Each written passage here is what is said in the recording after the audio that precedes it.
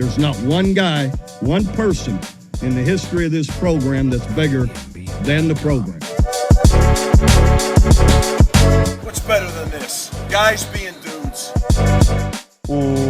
What's up, and welcome into episode number 29 of the Program Guys podcast. My name is Mason Prince, joined with you as always by Ryan Tyson, Mark Hall, Matt Gann, and Patrick Kurtzberger. Today is Wednesday, July 27th. Be sure to like and subscribe on our YouTube channel. Be sure to follow us on Twitter at Program Guys with a Z. Be sure to follow us on Facebook, Program Guys Podcast. Like the show. Also be sure to follow us on Instagram, Program Guys with a Z. However you find us, listen to your podcast, that's where you can find us on Spotify, Apple Podcasts. Once again, we're trying to make that final push. 1,000 subscribers on our YouTube channel. We're just about to hit 500. All we need is 500 more. Share it with a couple friends. How's everybody doing? We're all back. Yeah, all back. Welcome back. It's been a while. Welcome back, Tyson. All right. Thanks, buddy. Appreciate it. I missed you guys. How's everything been? Not the same. Not the same. Just like Drake said, not the same. Right. None. Not what Drake said. Yeah, you know, Dan, you know the key to my heart is Drake. Come on, man. Yeah, I know. Ryan, for those who don't know the inside joke, I don't really get it. Ryan doesn't like Drake. Ryan, I hate Drake as well. Yeah, we're on the same team. He hasn't made a good album in top Irish in the world. Wow, I'm going to tell you what we're not going to do is this right now. We're not doing that. I'm back, guys. It's been I'm a back. while, Ryan. There will be no Aubrey Graham slander on this podcast. Mason, what do you think was his last great album? Great. I mean, the standard's high, right? The standard's high. Yeah. His last great wasn't really an album. I feel like it was a mixtape, and it was, if you're reading this, it's too late. Yep. But I liked Views. I thought his Views album was good. I did enjoy that. Views and also, is better on a re-listen than I thought it was at the time. I find it funny now that Drake's new album came out, Honestly Nevermind, and people hate the sound of it, but people will listen to One Dance and Controlla from Views and bop it and think it's like amazing. It's literally the same thing. He just made an entire album of that. It's all about timing. That's a good point. All of his songs are the same. It's all about timing. No, they're not. Patrick is wild. I mean, bro, to some degree, post Views, they are sort of all the same. That's what the problem I have. Now. He doesn't. We're off the rails. I love Drake. I know. I love Drake as well. These are the rails. I love Drake as well. We're 2 minutes into the podcast. Hopefully you haven't switched us off yet. Thank you for sticking around through the Drake talk. Let's get to some NFL news, guys. We'll start off with some NFL news. And Kyler Murray, the boy, got paid. He was trying to get paid, begging to get paid, and he got paid. $230 million contract extension, 105 of that due at signing. He is the second richest quarterback in the NFL behind Aaron Rodgers, which is wild to think about. Crazy. First off, before we get to the clause of the contract, that was the biggest news, I think, of it. What do you guys think of how he finally got his contract that he was deserving or not deserving, if you want to take that stance? Yeah, I'll tell you, patience is a virtue. That's all it takes. Honestly, you saw what happens. Everyone complains. Why is he not at training camp? Why is he not showing up? All this stuff. And listen, when you're a quarterback, a running back, and maybe you have a little bit limited amount of time and you're up for a contract and you see what other people are getting paid, Kyler Murray did the right thing. I want to be on that side of it. You see what happens. He secured the bag. Now he's really got to live up to the contract. If he's second behind the back-to-back, I'm sorry, was that two MVPs in a row behind Aaron Rodgers as the second richest contract? Again, that will be in shambles in the next few years. I think it's well-deserved. Lesson learned. Patience is a virtue here. Whoever negotiated this deal for Kyler Murray is incredible at their job, because we know he's not the second best quarterback in the league and very injury prone. So hats off to that guy. I think it has less to do with second best, and it's just a market setting deal. And I think that's the way the NFL works now, is you don't have to be the best. You just have to be the guy whose time it is to get an extension and your team not willing to lose you. You know what I'm talking about? I think there's an element of that. Like, this is the Arizona Cardinals. I mean, if this was somebody else who like maybe had more pull or had seen a Super Bowl win recently, like they might not have to make this kind of play. But like this is the best option they have and the best option they're going to have for a very long time. So I mean, yeah, I agree with you. I think it's a market setting move. I think it's strategic. I don't necessarily think this means he's the second best player in the NFL. He isn't. No, he's definitely not. Because remember when Patrick Mahomes got that deal and everybody was shocked at what his deal was, and now his deal looks like a bargain for the Chiefs, that's how it's always going to go. Just it's cyclical like this, and the market resets every single year when a new quarterback needs a new deal and the team's not willing to lose their quarterback. But didn't Mahomes have a Super Bowl at that point? He did. Yeah. Rodgers had a Super Bowl. And, and an MVP, Mark. You're right. What does Kyler have? He doesn't even have a conference championship, right? Kyler has all the same things that got him to be the number one pick. And that is that Cliff Kingsbury needs him in his offense. And that's why he got paid. There's an article on The Athletic where this guy, Mike Sando, he's a really great football writer, speaks with 50 different NFL evaluators about all the quarterbacks. And Kyler came in 13th on that list.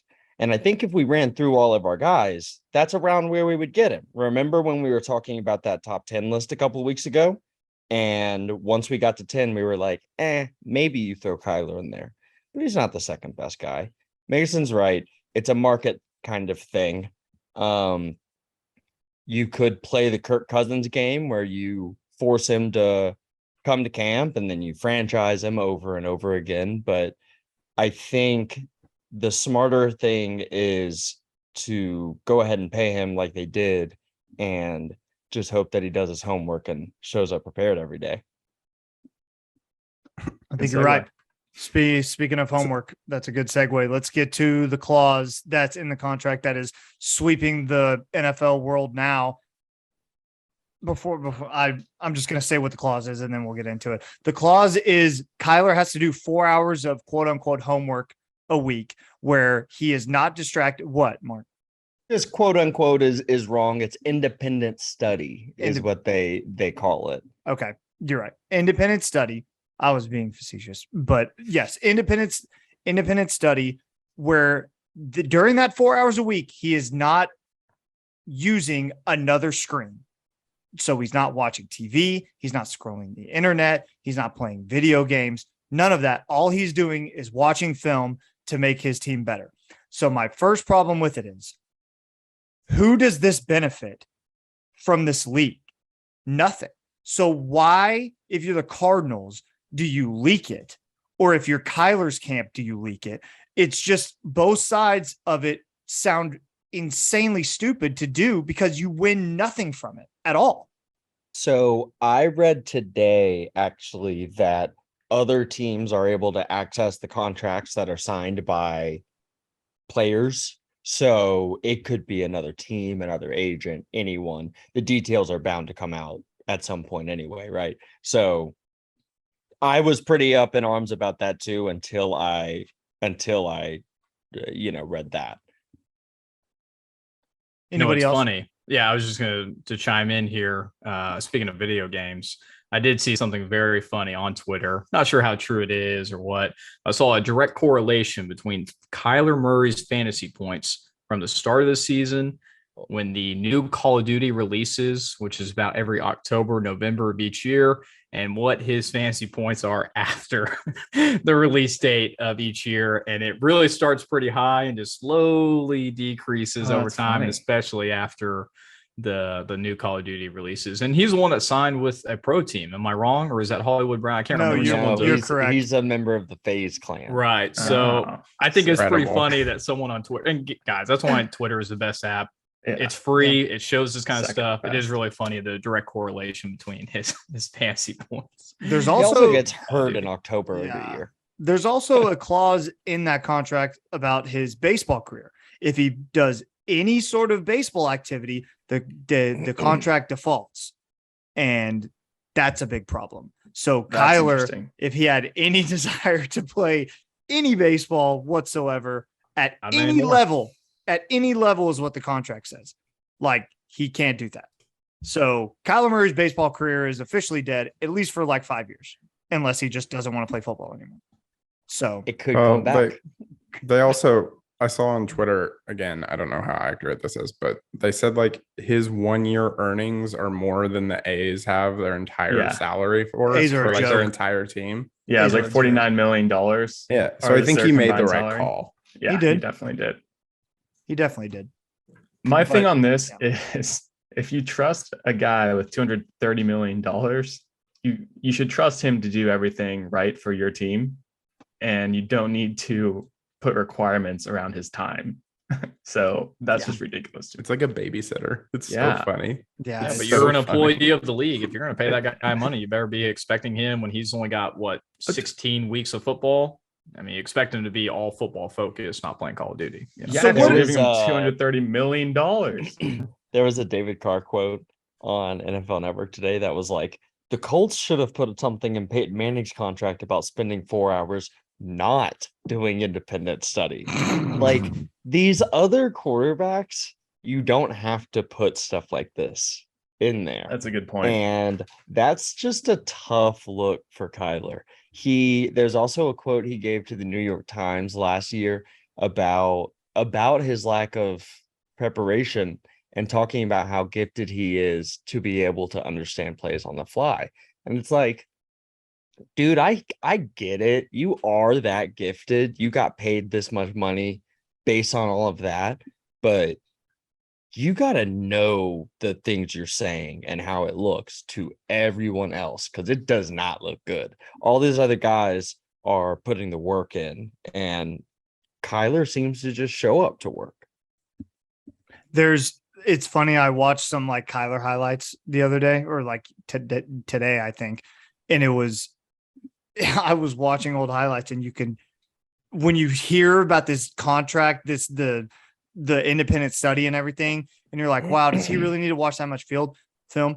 He holds on to the ball once you know that so long. You're like, he doesn't know where he's going. He's waiting on someone to just like get open and throw.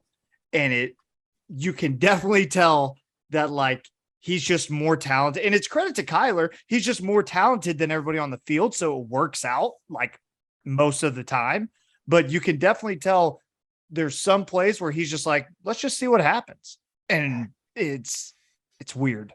It's also million right there. It's also very clear, like, oh, when I have DeAndre Hopkins, 50-50 chance I'm just tossing him the ball. Let's just see where it goes. And then he loses DeAndre and the numbers crater. And there's probably some correlation to Call of Duty there too. Probably. I know. I think you're right. All right. We'll see what happens with the Kyler Murray saga. We'll see if his if he does his homework. I don't know who's going to like monitor that. I don't know who, like, does he turn in a log sheet every week or like, I don't know. He might have like a tutor. I really want to see the Jesus dynamics. Christ. I'm envisioning like when we were pledges and I had to go to study hours. Let's not go that. Let's keep that out. Someone is just watching him. Yeah, they gotta be. He's got to be like locked in. He can't have ESPN up on one window. Yeah. It's like, surprise, he's streaming Call of Duty from his phone, because that is something that you can do nowadays. And something he would apparently do. Yeah. So Mark is a big Kyler Murray fan. Mark loves Kyler Murray. A guy who Mark used to love a whole lot now has a new home. Julio Jones. It's hard. Is on a new team. It was announced on Tuesday that he signed with the Tampa Bay Buccaneers. He will be joining Tom Brady in Middle Florida. Is it South Florida? I don't really know the geography of Florida. I think Tampa's kind of in the middle, but left. No, it's west. West kind of side. left. Well, like middle of the state, like it's on the coast. It's the west side. Clearly, of us past U.S. geography. Let's just get that straight. So. That's right. Hey, I could tell you every state capital. Like when I was in high school, I knew every single one. We're moving on now. Do you know now? Come moving on. I know. What are you talking about? Bonus episode. Mason That was Prince so long in ago. Capitals. I know. Okay, so he's on the Tampa Bay Buccaneers now. He joins Chris Godwin, who is officially healthy, and Mike Evans cleared to practice, right? Cleared to practice, yeah. Cleared to practice. So that and receiver core is- Russell Gage, who was the Mhm. Falcons' leading receiver the last 2 years, and is like number 4 on this depth chart. I'll Crazy. let you continue. I'm sorry. No, Just but been at one. that's Russell kind of Gage where is I'm at. that good. I'm sorry. That's who the receiving core is right now, and that's who Tom Brady has to work with this year. Is there a receiving core in the NFL better than what the Bucs have right now? I was thinking about it earlier. The only ones that come to mind are like the Rams have Cooper Kupp and they signed someone. And then the other one that I was thinking of was Vegas. Because you've got Devontae Adams, Darren Waller, Hunter Renfro. Just that three-headed monster is better than what most teams have. Matt, anything?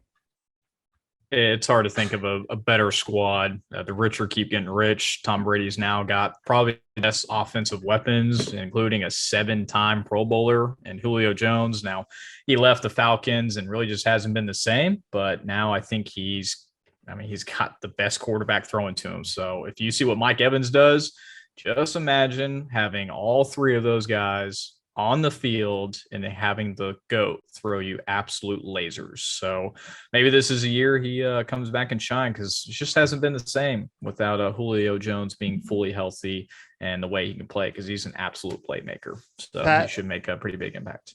Pat, are the I'm Bucs still- receivers better than your Rams? No. I also think the Bengals could have a good argument there too for top receiving core, by the way. Hey, Not Patrick. bad. Patrick. Yeah, what's up? Besides Cooper Kupp, who's the receiving core of the Rams? Oh, you got Um, this. You got it. Yeah, Odell Beckham Jr. There you go. That's all you He's need. Still not free signed. agent. though. I'll He's a take free it. agent. I I'll mean, take Well, I'll take it. Well, we're talking past stuff. Anyways, You're good. I'm still not picking up Julio Jones for fantasy this year. I'll tell you that. But I I'm am not. happy for him, and I'm happy for the Bucs in general. I think this is going to be a really fun team to watch. Mark, how It's- does it feel?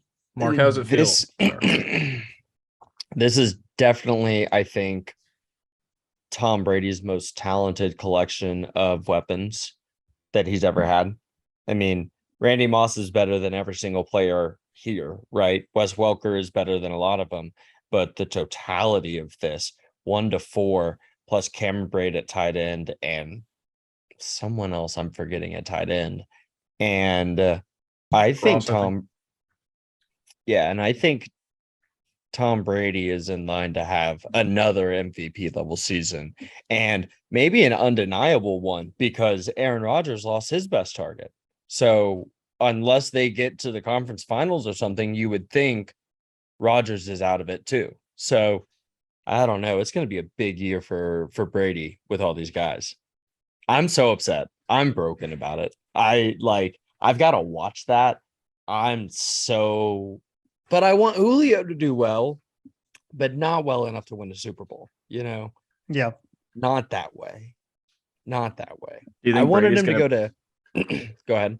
Do you think Brady's going to bring up the halftime score? No. Yeah, I feel like for he's sure. Brady's cheeky enough to do it. I'm Yeah. sure How do Brady will do you- something. How do you, like, over the course of a year of interacting with a person, not bring up the biggest interaction, the most consequential times your paths have crossed? Yeah. I Yeah. hate everything about this. I'm so mad. It's the very first conversation they have. They just like walk up to each other and It Brady's would like, be if hey, it was 28-3, bro. Yeah. Like he's immediately gonna say it. Oh man. He took He- a ring and he took Julio. Brady would do some crap where he like walks out. He's like, I'm changing my number to 3, and they like hand Julio a 28 jersey, like make him walk out. That'd be He some just- stuff that Brady would do. Savage. Yeah. He doesn't actually say it. He just gets the locker next to Julio and he's displays that ring the entire season Oh, and yeah. waits for Julio to say it. yeah, exactly. I hate this. Well, we'll see what the Tampa Bay Buccaneers look like. Training camps are underway. They've started. My Miami Dolphins start today, and I know a lot of other teams showed up on Tuesday, and they'll get started on Wednesday as well. Veterans have reported it's getting real. It's getting real. It's still way too hot to think about football right now, but it's pretty much here. And speaking of football, let's talk about some college football. Summer workouts officially over for Dim Sooners. They have survived messing with Schmitty in the summertime. I saw a lot of tweets from the players about that today. That was pretty funny. That's cool. But what a brutal summer to have as like your first Schmitty summer. Oh, today, today was like the last day. 105. Yeah, It was the nicest day. one. It was the nicest one they'll ever have moving forward. So I know it's amazing. It's amazing. But let's get into some OU football news that happened in the week that was. Really good article from David Hale that came out. Mark shared it on our Twitter account earlier in the week. It was a really good article. If you have a chance to read it, I'm not going to deep dive into the article, but something I did find out: Brent Venables loves cereal. Loves cereal a lot, has a lot on deck in his new office. And it's an office apparently he doesn't spend a lot of time in, which is kind of cool, knowing that he's just constantly on the move. Anybody else read that article, take anything away from that you want to mention? What Anyone kind that's of not me? I'm just curious. I actually haven't gotten a chance to read the article, but what kind of cereal are we talking about? Well, he had a really cool quote about how they couldn't really afford like Frosted Flakes, so he bought corn flakes and just dusted sugar over them when he was a kid. It's a whole status thing in the article. Like, got it. He was growing up poor, family wasn't great. He's got some really good quotes about like how his mother was loving and would take anyone on, and that was great for her, but it wasn't a good environment. Not great for her. It was great for her. I'm misrepresenting this, but she was good to him, but she would bring men into the household that weren't conducive to a safe environment.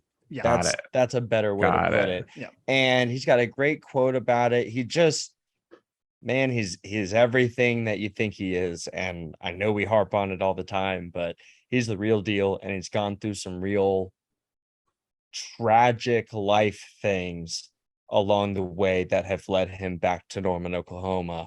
And I think he is up to the task in a way we, even the most optimistic of us weren't this optimistic when he was the hire. Definitely go read the article. I was listening to a podcast earlier in the week, or it was late last week, actually, I should say. And I had a thought that like popped into my head, and I gave Mark a call, and Mark was busy. He couldn't answer the phone, but I wanted to say this to the group and see what you guys think. In the article is what got me thinking. People want to say how we don't know what Oklahoma is going to be with Brent Venables. We don't know what this team is going to look like. We don't know what Brent Venables is going to look like as a head coach. But what I don't understand is why are there so many question marks surrounding Brent Venables when Oklahoma isn't the only school that's ever like wanted him as a head coach? He was borderline offered the Florida State job and didn't want it. They were going to make him the Auburn coach and he didn't want it. Those are two massive national championship winning programs that he could have led and chose not to because it wasn't the right time for him in whatever state he was in personally. Well, this Oklahoma job came up and he took it. And now all of a sudden he's not ready to be a head coach. I don't understand how this narrative shifts. And once again, it's probably just, it's easy to get OU fans riled up, but it's extremely frustrating to me to see that in the national media about talking about how Brent isn't fit to be a head coach just yet. And we're going to hold our thoughts on Oklahoma until we see what this is. And what this team is a team that's probably going to win the Big 12 and the most talented team in the conference with a head coach who is the best defensive coordinator in the country and is now a head coach and is going to run the best defensive scheme in the conference and probably win the conference in his first year. That's what it is. So no notes. Sorry. just drop the mic. Let's leave. Sorry. Go ahead, Ryan. No, I just have one follow-up because you mentioned like media and all that stuff saying like, oh, he's not a right fit for a head coach. And I don't know if I've seen that. I don't know if I've necessarily seen like that language. It's more just been like, well, we don't know yet. Like we have no idea because he hasn't coached a game. And maybe I misrepresented that. What I meant was they're withholding all. Sure. Like, they're saying we don't know what he's going to be because we don't know what he's going to be like as a head coach. Who knows? He could fall on his face. Like, I don't think that's. It's also implicit in every prediction that doesn't have Oklahoma win the Big 12 that you don't think Brent Venables is ready for this, because we are the most talented roster top to bottom. Jeff Lebby's sported a top 3 offense the last 3 years at the job as an OC. And Brent Venables has been the best DC of the last decade. So if you don't think Oklahoma is going to win, you're saying you don't think either that Dylan Gabriel is ready to be a quarterback at this level, or that Brent Venables is not ready to handle the extra responsibilities of being a head coach. Those are the only 2 places where we're going to falter if we just accept priors as things we can trust. So, nah, there's so much doubt. I can't stand it. We're going to dominate the Big 12 this year. They are plus 450 to make the playoff. I added this to the outline because I needed to say it. How do you not bet that? That might as well be a Big 12 bet, and we're plus 140 to win the Big 12. Yeah. Yep. Matt, Pat. Talking about BV and just his personality in general, I've come to the revelation. The guy is a Ted Lasso. Oh, God. You could put BV in England to coach a soccer team, and he would do a really good job just because of who he is. It's like, coaching aside, he has already developed an incredible program. He is a Ted Lasso, and there's not a lot of Ted Lassos out there. Name another. I don't know, but Matt. No. Oh, sorry, Pat. Go ahead. I thought you were done. I thought that was it's all No, good. I absolutely love this. Okay, Take. go ahead. Keep going. Go ahead. I think the Continue, Ted Lasso please. takes good. So there is a part of the article which I don't like, and we got to bring in some negativity sometimes here too, right? Not just all positive. Okay. But it was the tweet, and we actually tweeted this out. It was the quote about like him saying, I don't want them to have a false bravado, like say we owe you or whatever that means. And to me, it's like 2 things. Either he's not embracing what like the we owe you chant, which was kind of would be odd because he tweets hashtag OUDNA. I don't see it as like a separate thing. Or he feels this team doesn't know what OU is yet, and he's going to bring them to like what OU is and what he thinks OU is. So stop saying that until they win the Big 12 and win the national championship. I don't know. What do you guys think? I took it a different way. I took it more like, hey, you're not going to walk up with your chest held high just because you're from OU. You're going to walk up with your chest held high because you put the work in and you are ready for this matchup and you know that you're better. That's the way that I took that quote. And we I think saw it's an arrogance thing. Yeah, it's an arrogance thing. I think we saw it when Big 12 Media Days came out and the preseason teams came out. He said Team 128, you won't be handed anything. You get what you earn. So it's just kind of his thought, especially the Team 128 thing. To me, the Team 128 thing means you are this year's team. You are not last year's team. You are not the 127 years before you. You are this year's team, and you have to go out and earn everything that you get. Matt, before we move on, go ahead. Yeah, I was just going to make a quick point. I mentioned it at the very top of the podcast. I think it fits exactly what BV. Patience is a virtue. We talked about who is more well-deserving person in the country based on resume of having multiple national championships, of having a top 10 defense in multiple consistent years, having multiple first-round draft picks on the defensive side of the ball. I don't know who's most deserving. He had opportunities, like we mentioned, and what better of an opportunity to come back home to OU where he came under Bob Stoops and lead this program. It's a full circle moment. I love it. It's worked out. I love the culture shift that he's bringing to OU. I think that's what we needed. And he's got a top 10 recruiting class, which I know is what we're about to talk about. I mean, what more can you expect from a guy from a program just got ripped apart, and he comes in and takes it under his wing after all the duress? It's incredible to see. I am so glad he's our head coach. Exactly. Well, before we get to the recruiting news, we got a lot of recruiting news to cover. But first, it's kind of watch list awards season, and there's a lot of OU names on some watch lists. So we'll start with Eric Gray. He was named to the Doak Walker, which is the nation's best running back watch list. Dylan Gabriel, Davey O'Brien, that's the best quarterback. Marvin Mims, the Bolitnikoff, best wide receiver. David Agwebu, the Bucs Award, which is the nation's best linebacker. And just today, Anton Harrison named to the Outland, which is the best interior offensive lineman. He was named to that watch list as well. And what I want to do, instead of like break down everybody, I want all of us to go ahead and make our pick about who has the best shot at winning the award that they were named to the watch list for. Hey, yeah. Mason, can I add one that we did not have on this list? Yes.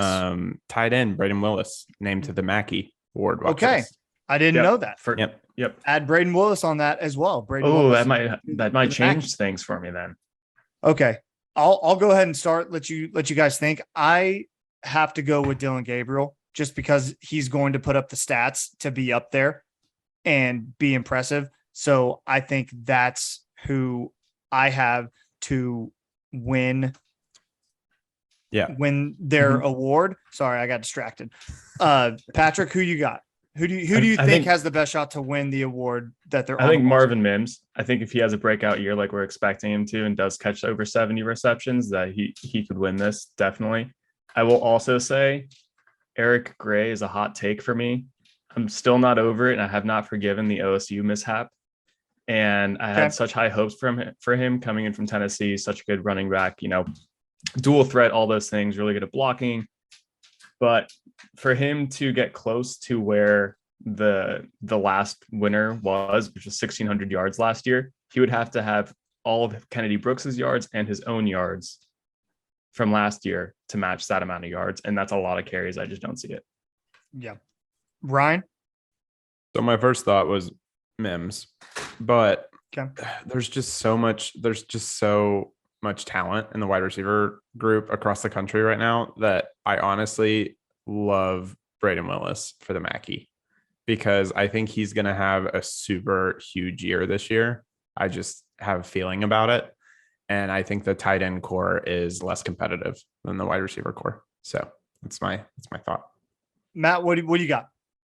Yeah, I just want to ask first to get a better understanding the watch list. Doesn't it consist of like more than 50 plus people on those watch lists? It's a very expansive list. So I love that the OU guys are getting nominated, but man, there's a lot of people on this list. I'm pretty sure like for the Bucs Award, best linebacker, they have like 3 people from Notre Dame.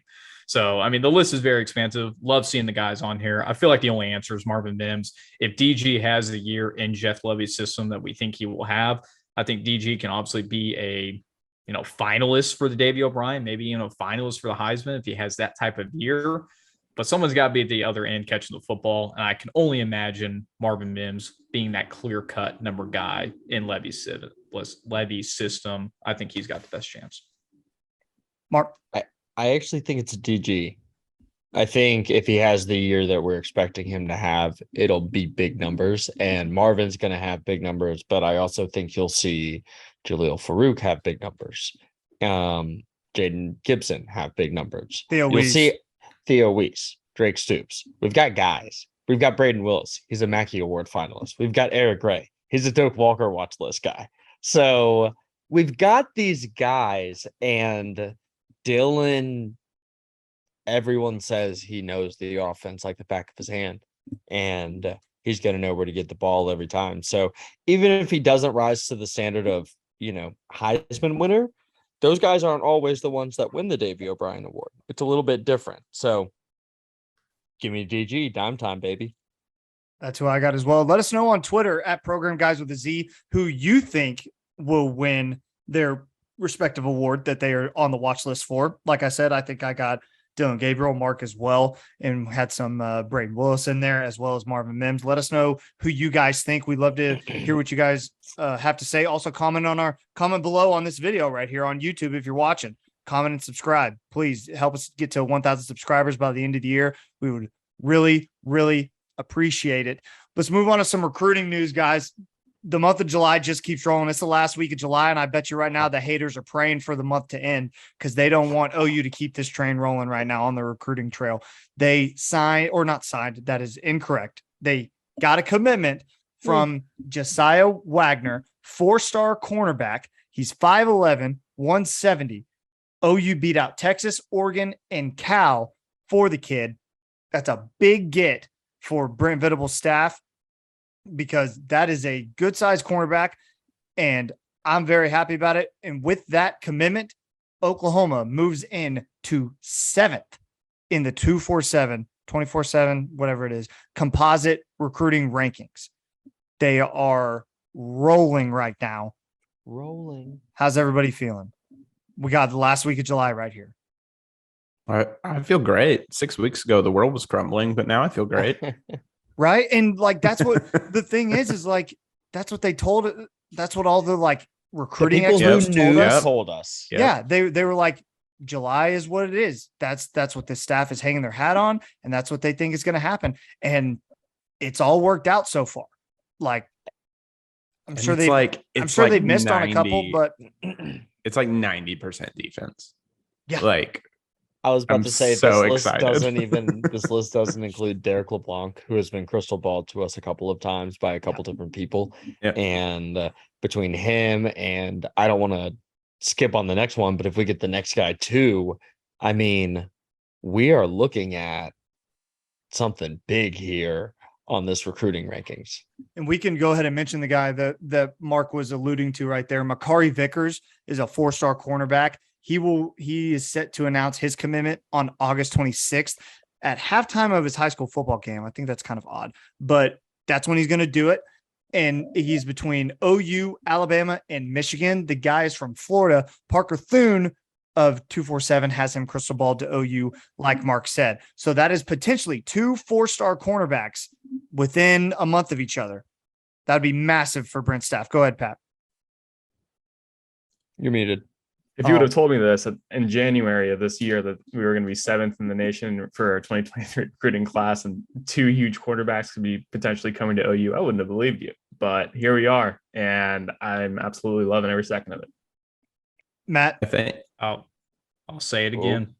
Oh gosh. This will be the third time Wow. for you listeners. My God. What have I been saying? Hockey is a sport. Hockey is a sport. That is true. But You patience, play a lot of tennis. I played tennis. Yeah. that is true. But patience is a virtue. This You is really exactly like ambition. Ambition No, is you're a fan of ambition. I like patience because Lights this is exactly on fire.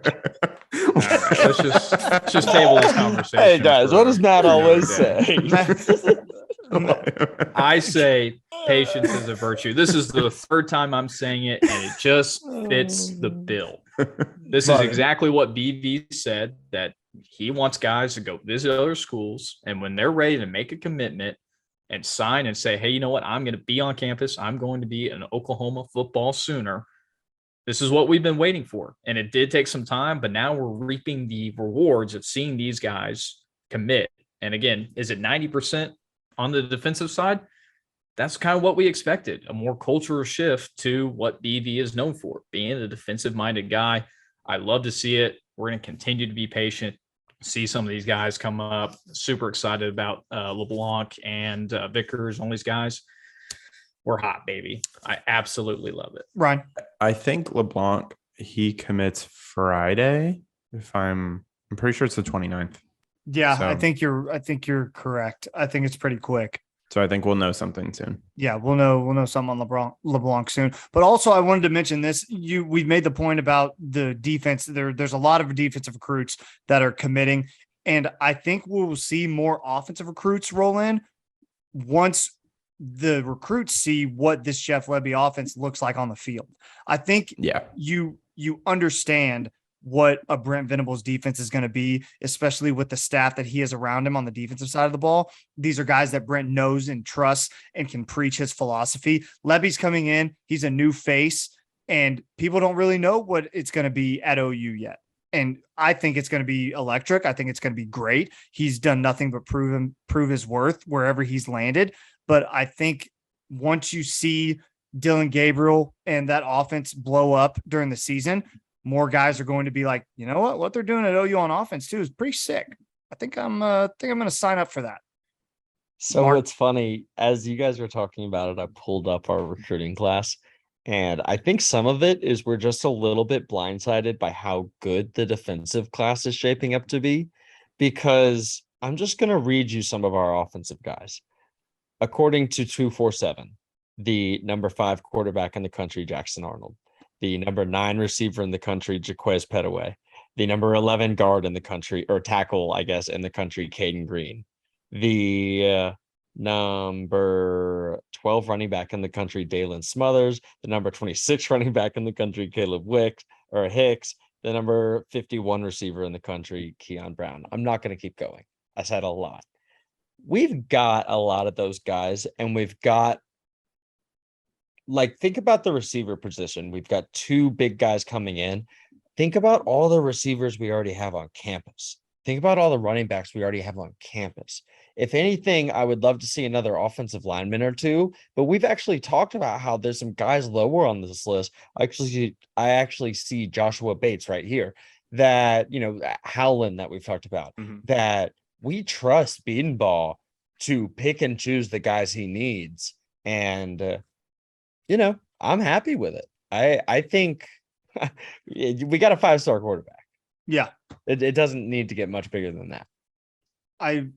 I think part of it is just all of the big name commits lately have been on the defensive side of the ball. And I feel like and you could say, Caden Green is a guy who's been recent, and you can also throw in Petaway as a guy who's been recent as well on the offensive side of the ball. But it just feels like the defensive train just keeps rolling in guys. So you're right. It could be recency bias. We just hear all these defensive guys and that's what we think. Well, and I think it's absolutely recency bias, but in a way that we're not used to getting recruits like this on the defensive side. Not in the last 3, 4, or 5 years, at least. We're very used to seeing, the 5-star quarterbacks, the 5-star wide receivers. That has been pretty much what we've been dealing with for several years now. And so now we're getting these 4-star linebackers and all of this. And we're like, whoa, this is different. This is a change. And that's exciting. Josh McQuiston of Sooner Scoop said that OU has a chance to sign their best defensive class in a decade. And that's saying something. That's crazy. That's nuts. Hey, before we move on, did y'all see the news that OU broke its all-time fundraising record? Yes. It was amazing. I think it was Eddie Radosevich who had a screenshot of a President Harrow's quote from when Lincoln stepped down. And he was asked about it affecting fundraising and the ability to raise capital. And he was like, well, if we play it right, what I'm hearing from donors is this is not the worst thing in the world. Yeah. And could actually prove to be a benefit. And look where we are now. Future's bright as the sun. Mm-hmm. They didn't just break that record, they shattered it. Yeah. It was it went from 243 million last year to 320 this year or something like that. Those numbers are probably wrong, but somewhere around there. And that's crazy. And that's university wide, but you have to think what brings in the most donations. Yeah, for sure. Football, baby. Especially going to the SEC. Brent Venables put the call out and the donors have answered. We love to see it. All part of the program. Gotta love it. All right, boys, let's move on to our undeniable segment. This week, we are moving on to tight ends.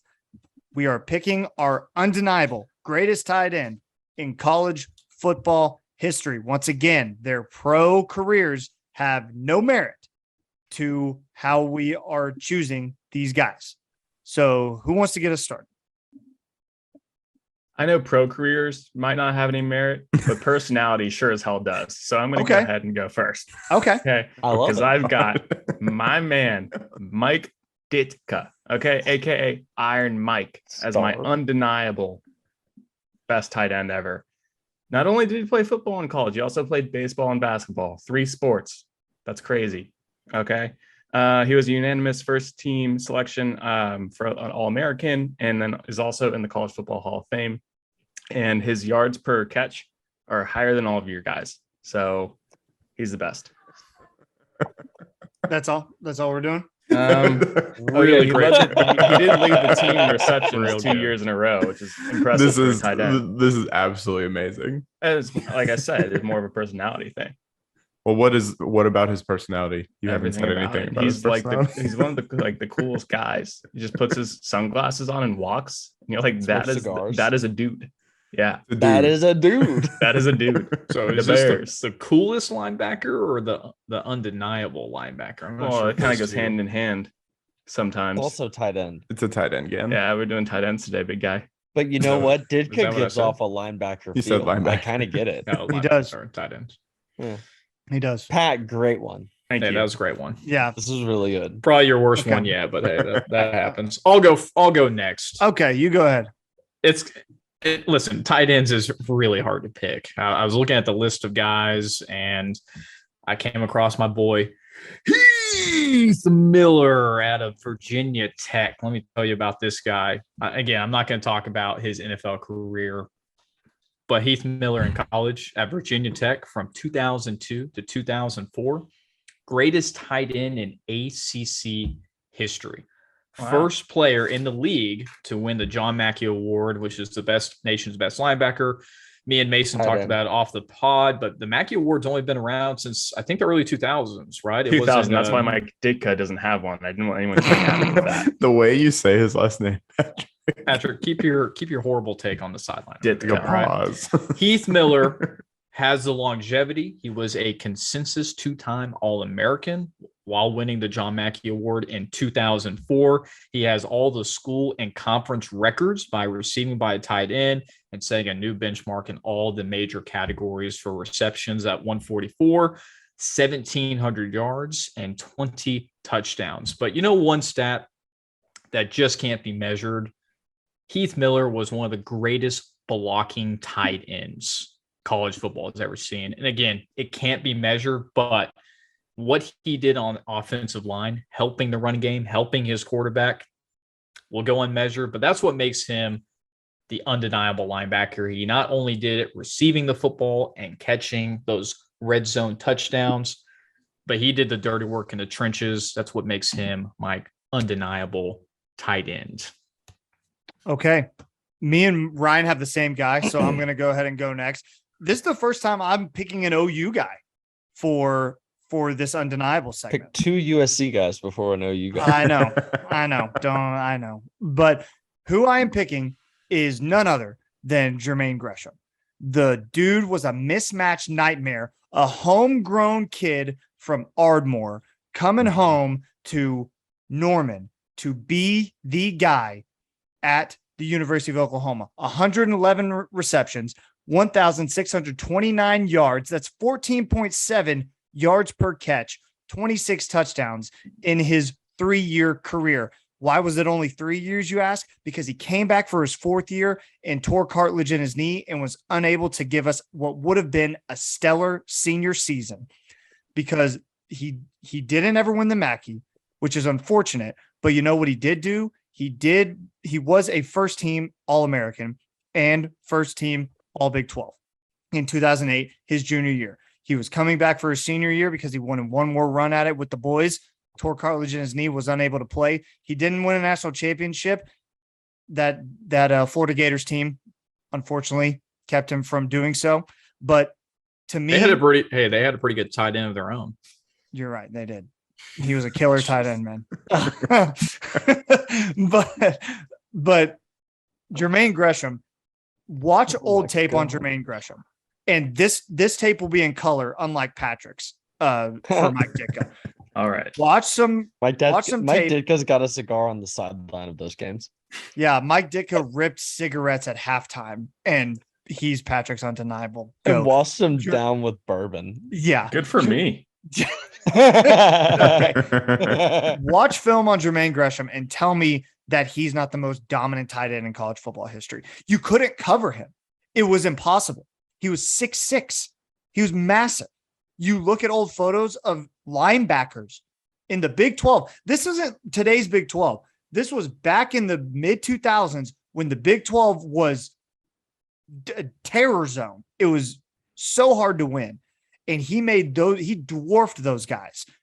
Jermaine Gresham, undeniably the greatest tight end in college football history. Ryan, anything to add that I missed?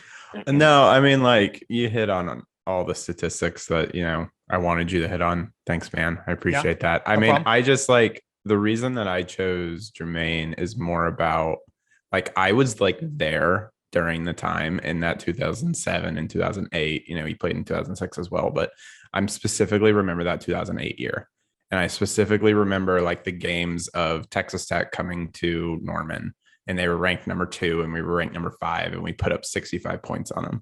And Sam Bradford like threw like 4 touchdowns, and we had like 5 running touchdowns, and Jermaine was just dominating across the entire field. And then I remember that stupid BCS championship against Florida and losing by like this much, and just being like heartbroken for this team.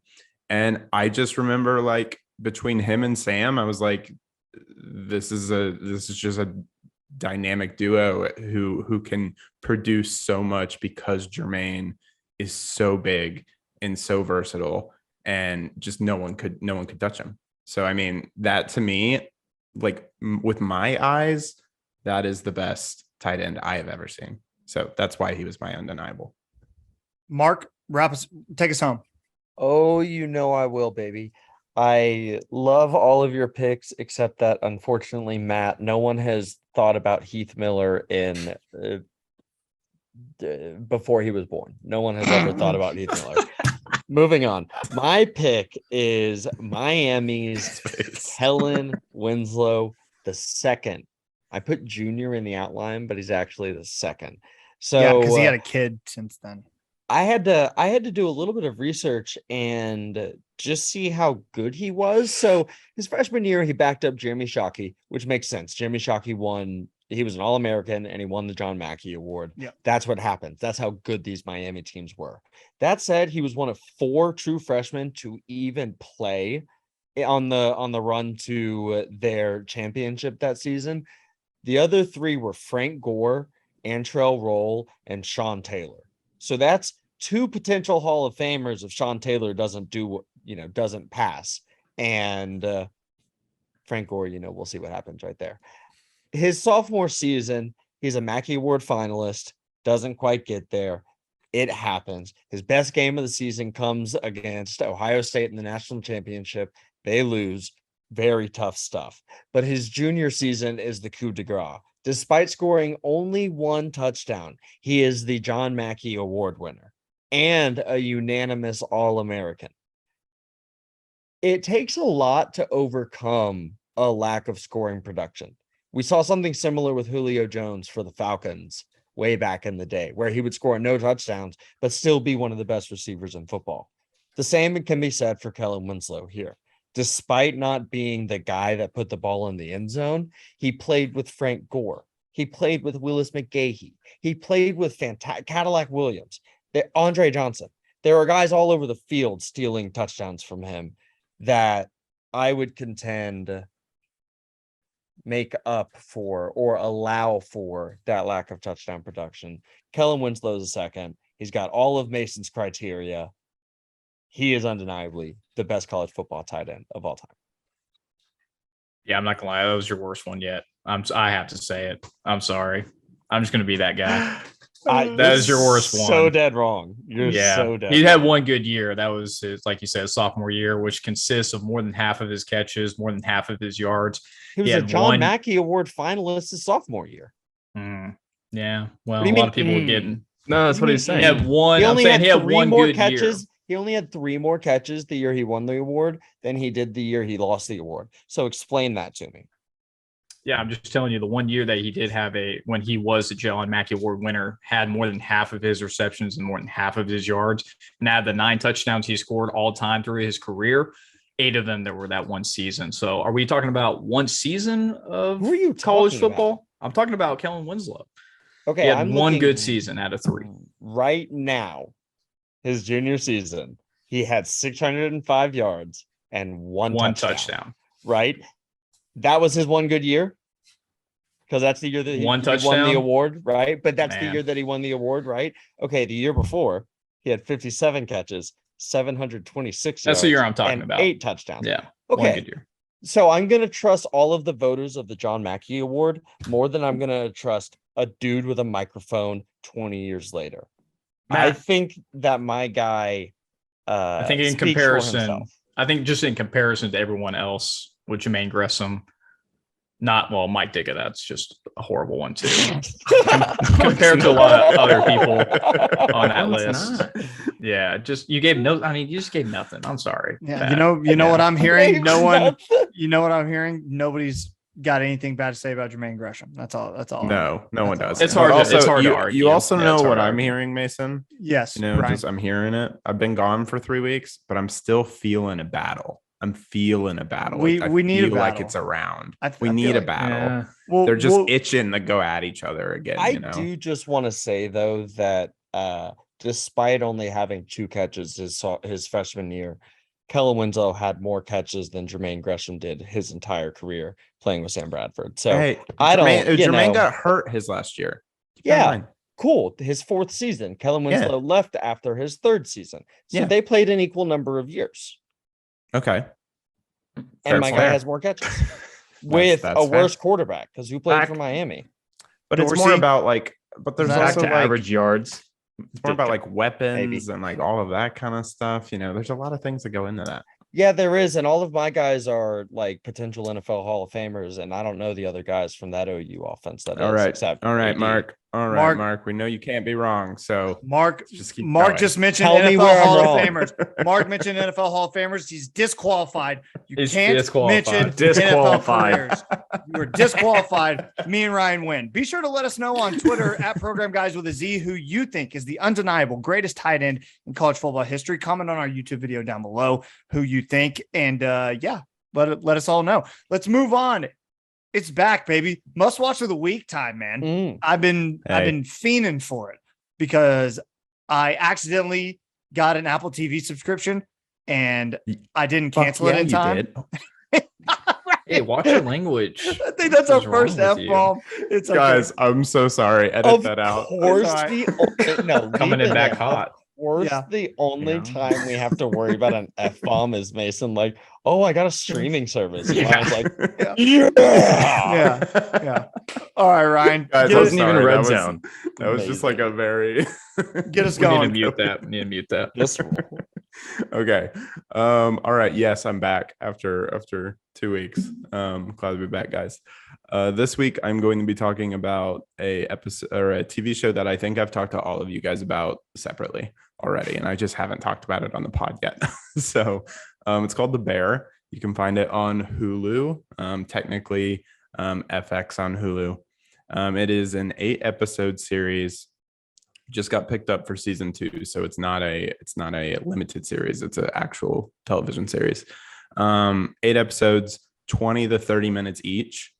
The cast here is Jeremy Allen White, who you might know as Lip from Shameless. That is usually what he's best known for.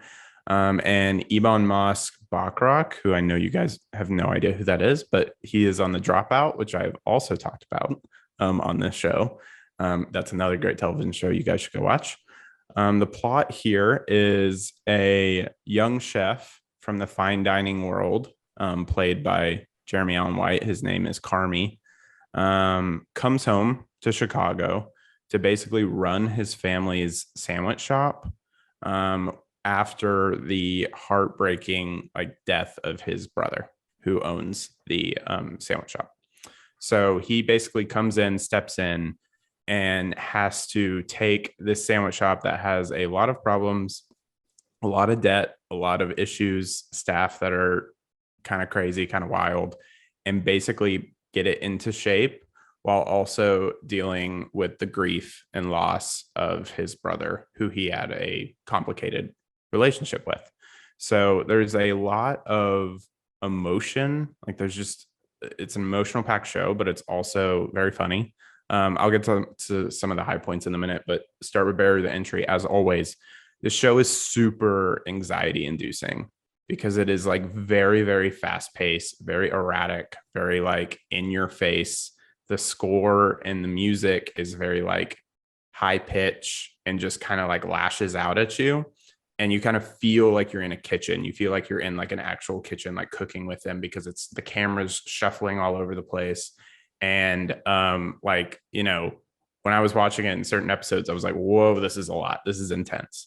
And you'll see, I've seen a couple people tweet this, but they're like, this is the best representation of what it's like to actually look work on the back end in a kitchen, in a restaurant, on how hectic it can be and how crazy it can be and how you just are flying by the seat of your pants. So I think they do that really well, but it also comes with like, okay, this is a lot to handle. And that's why it's only 8 episodes, 30 minutes each. Any more than that, I think it'd be too much.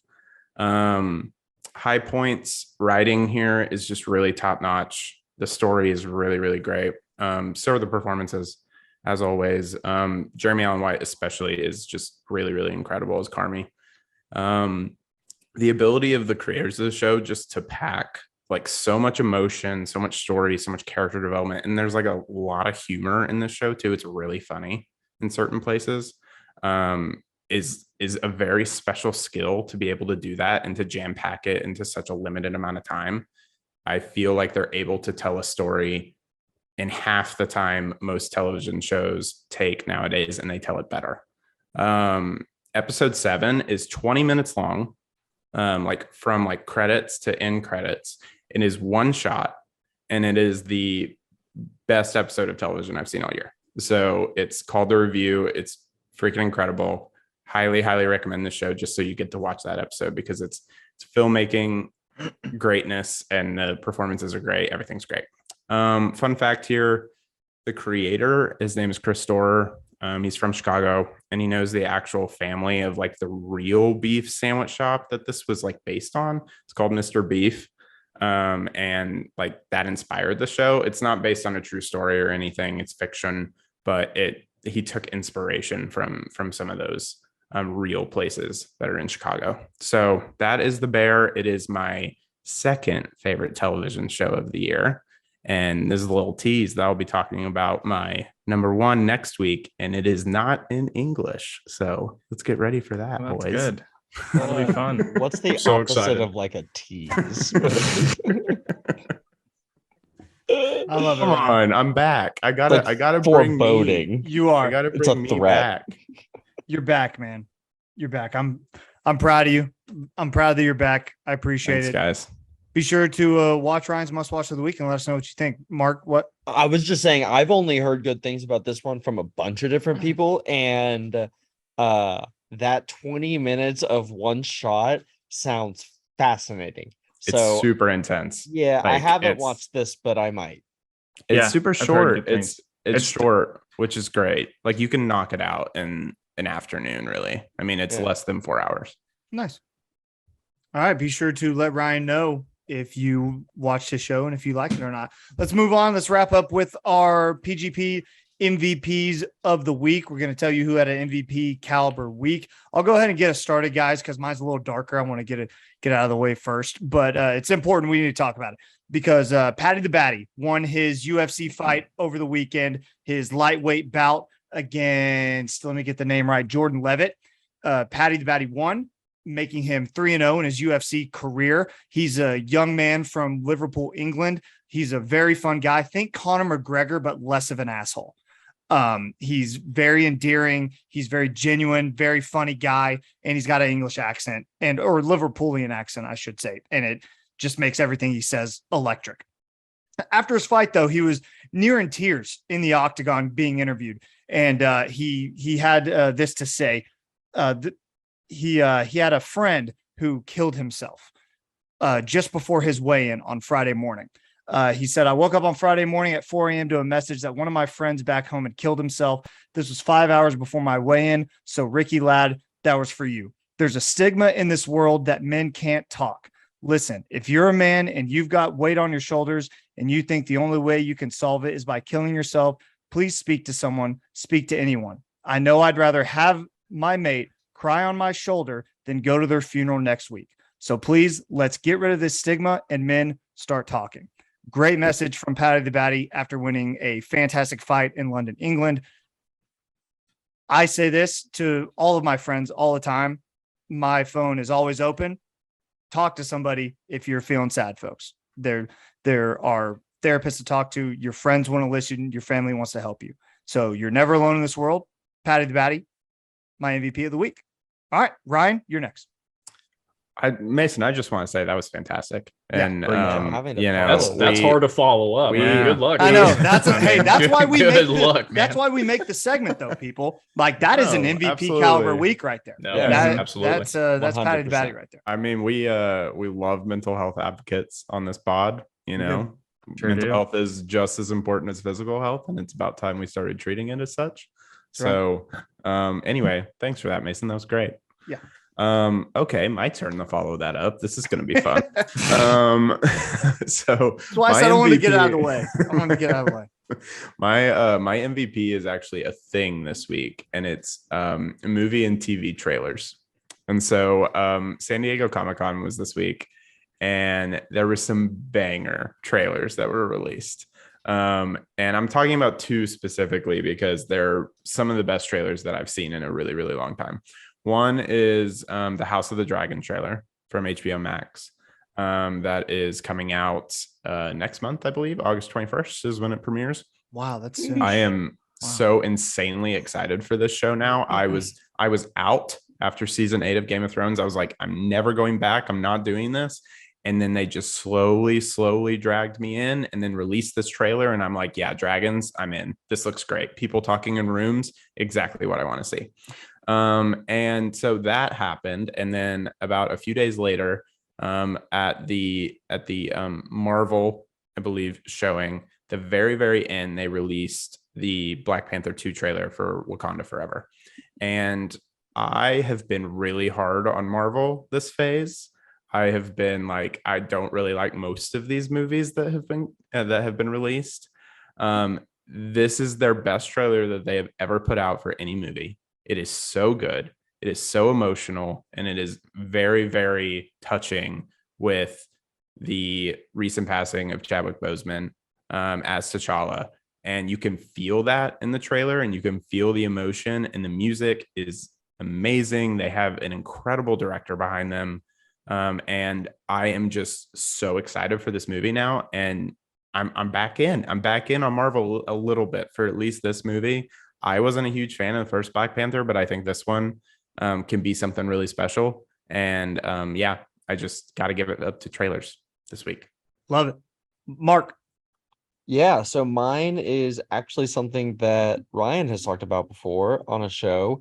Stranger Things season 4 is my MVP of the week. I haven't finished it yet, but I've always, like, since season 1, been kind of a half in, half out person with Stranger Things. Like, it's fun that Samwise Gamgee is there, but where are we going, right? And this season sort of started to show me where we were going, and it's good TV. The actors and actresses are all very good, and for the most part, things make sense. You got to suspend belief here and there, but really well made show, and it's brought me back in. And the biggest thing is, I was so out on how long these episodes were, and I still kind of am, but they're doing a good job with it, even though, yeah, it's too long. That's my MVP of the week. Stranger Things season 4. Patrick, before we hear your MVP, I want to know, are you going to watch any of those things that we have mentioned so far? No. Yeah, I didn't. Well, I might watch the movie of the must watch of the week. Okay, no, that It's a real doesn't thing. count. That doesn't count. I'm talking about. It's a real thing. I'm talking Yeah, about. no, I'm not gonna watch it. No, it just sounds bad. Oh, I love it. All right, Pat, give me your MVP of the week. I think this is an awesome MVP of the week. I'm super excited. So Sydney McLaughlin, U.S. Track World Championships were this past weekend, and she broke her own record again. This is the 4th time she's broken this record, the world record in the 400-meter hurdles, in 13 months. She just keeps breaking it. So 50 seconds, 0.68 milliseconds is how fast she ran. That is half a second slower than her best 400 meters without hurdles. That's nuts. She's an animal. It's crazy. And she ran that like officially in 2018. So it's been a while. They're going to try to get her back into just 400 meters as well. But she's dominating the 400-meter hurdles. She will beat the record again. Like, there's no end to how far or how fast and how many records she could break. And I'm super excited to see this. I don't think we'll see this for a long time in any sport. So that's why she's my MVP of the week. It's amazing that people can run that fast jumping over obstacles, and they're like that much faster than like normal people. It's crazy. She would be 19th fastest in the men's in the country for NCAA Division I men's right now. Dang. I have trouble like consistently getting over the little fence that I have to keep the dogs in the game room. Imagine running 400 meters and it's like 2 of those things. No way. Yeah. Get out of here. It's a wrap. Cool. Superhumans. All right, Gann, wrap us up. Who you got? Yeah, I kept mine a mystery. You know, we always have an outline, and you know, this one might be a little bit of a reach, but it makes me really happy. And this is why it's actually something that Mason retweeted. So, Mason, thank you for giving me my MVP of the week. It is the US Today's article of releasing their annual projections for each NFL team's win and loss record. So, why this makes me happy is I'm going to go one-on-one and tell you what they project for each team. So, I'm going to start with the Dolphins. A good 9-8 record, tough division, got a lot of hype going into the season. They're above 500. That's what they're projecting. Let's hit on the Minnesota Vikings. Tough division, below 500, 8-9. They got to face Rodgers and the new and improved Lions. Jared Goff. I mean, come up, Vikings. I think we're better than 8-9 for 8-9. the purple mean machine. Patrick, let me get over to you. I know you have 4 Please. teams, so I'm just going to go to your hometown Houston Texans because that's got to be the best team, right? Yep. 3-14. Yeah, could see it's better. I'm surprised they days. gave us 3. Yeah, A lot I'm of faith in surprised David too. Mills. A lot of Davis. faith in that guy. Davis. He showed up. Mark, I'm sorry I had to do it to you. I don't know if you've seen it, but poor I have. Falcons. Yeah. Very tough division. Now they got to go up against their former Russell Gage and Julio twice a year. Yep. And Tom Brady. Yep. 2-15, the worst Yep. projected record Oof. in the league. And it all comes down to the boys, the Green Bay Packers, with a projected win-loss record of 11-6. Now, I do want a preference. I think I probably give like 1 and 1.5 games going in either direction. So I don't know if the Packers will actually win 11 games based on their wide receiver core, but the US Today has made my MVP of the week for putting my team on top. I'm super excited for my team to Okay. have more wins. Hold Thank you on. so much, US Today. No, give me a hot second here. You were like wow when it came to the Minnesota Vikings at 8-9, and you're being like, oh, Green Bay's awesome with 3 more wins. Yeah, because also that 3 means they less make the losses. playoffs and they can go on to do what they always do, get it to the Okay. AFC Championship and lose. So Yeah, against yeah. Tom Brady, because Okay. that's probably Except what's you going to happen. guys don't again. have the weapons that you once had. No, but we'll have a top 5 defense, so it's going to be definitely more reliant on the I defense bet you this don't. year. I bet you $5 right now. It's recorded that you don't Don't what? have Make a the top. playoffs? No, have a top 5 defense. So like overall defense, like statistical category, just like top 5 defense. Mhm. I put $5 on that. Oh, we got. Are we talking about end of the year? Oh, we got got a Week 1, bet. 16, we got right? a long-term bet. 1 We to love 17 because it's 17 week. 17 Can Sorry. Yeah. Mark, can you and Patrick remind us of the bet you guys made like 4 years ago about the Houston Texans winning the Super Bowl? Yeah, Pat, what do you owe me? So I have like multiple bets with this group, and we'll talk about Mason's in like 6 months or so. Oh, do I have a bet with It'll you? be timely. Yeah. No, actually we don't. But Mark, yes, I did tell you 4 years ago that within the next 5 years, the Houston Texans would win a Super Bowl. Mhm. Yeah. And people thought that was a hot take. I didn't because we had Hopkins, Watson, and an incredible Bill team- O'Brien. and Bill O'Brien. This was decided to not want to. pre-massage Watson. Pre-massage Well, Watson. probably mid massage. Anyways, hey, almost beat the Chiefs until we didn't. So that's why Bill O'Brien and Alabama suck. Okay. So But, what? Yeah. Yeah. I don't remember what you owe. I think me. it We was gotta like- go It's back like- through some group text. Yeah, it it was was like like 10 $5 or bucks. $10. I love Yeah. it. No, it might have I'm been more. cashing in.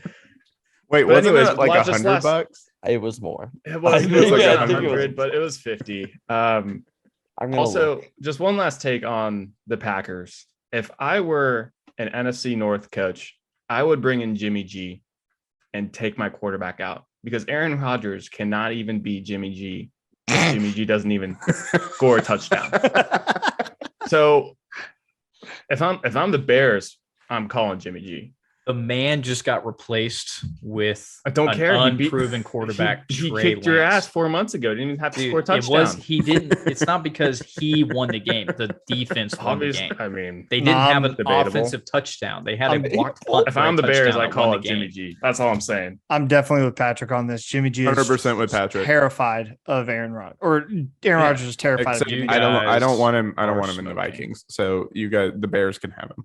Yeah, I know you guys are just being sarcastic, but I'm not. Patrick, bad takes today. Mike Ditka, Jimmy G.